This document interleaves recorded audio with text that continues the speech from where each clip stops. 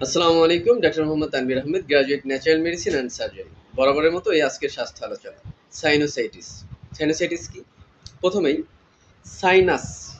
আমাদের এই মাথার এই অঞ্চলে মাথার যে হাড্ডি আছে, এই হাড়, এই হাড়ের ভিতরে কিছু ফাঁপা বা ফাঁকা জায়গা থাকে এবং এই মুখের এই অঞ্চলগুলোতেও কিছু ফাঁপা বা ফাঁকা জায়গা থাকে, যেগুলোকে আমরা সাইনাস বলে বুঝে থাকি, জেনে থাকি।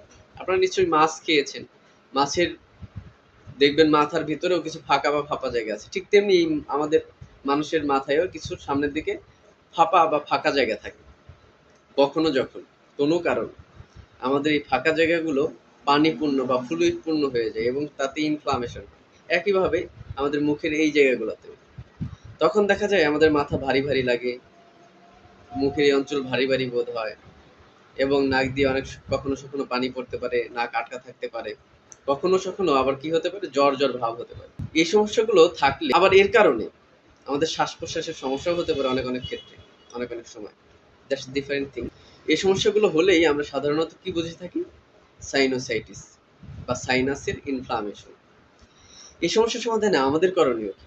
আমরা ঘরোয়াভাবে এই সমস্যার সমাধানে যেটা করতে পারি, নাম্বার 1, 1 গ্রাম দারচিনি সকালে এবং সন্ধ্যায় কুসুম গরম পানি সহ সেবন করুন। নাম্বার 2, যেটা করতে পারেন, 3টি ইনগ্রিডিয়েন্টসের সমন্বয়ে একটি পাউডার তৈরি করতে পারেন।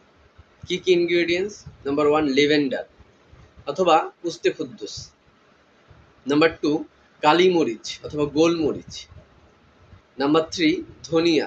এই 3টি ইনগ্রিডিয়েন্টস সমপরিমাণে নিয়ে একটি পাউডার তৈরি করুন এবং সেই পাউডারটি সকালে এবং সন্ধ্যায় কুসুম গরম পানি সহ হাফ চা চামচ করে সেবন করুন। এবং যা যা করবেন না, নাম্বার 1, ঠান্ডা পানি। নাম্বার 2, টক খাবার একদম পরিহার করুন।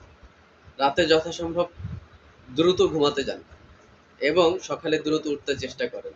সাথে একটু শ্বাস প্রশ্বাসের ব্যায়াম করতে পারেন। এগুলো করলে দেখবেন অতি দ্রুতই আপনি এই সমস্যা থেকে সমাধান পাবেন, উইদাউট কোনো রাসায়নিক সিনথেটিক অ্যান্টিবায়োটিক ছাড়াই।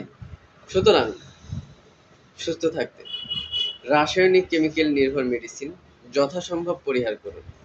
সুস্থ থাকুন, সুন্দর থাকুন, আর স্রষ্টার কাছে, আল্লাহর কাছে প্রার্থনা করুন। Thank you everyone. আসসালামু আলাইকুম।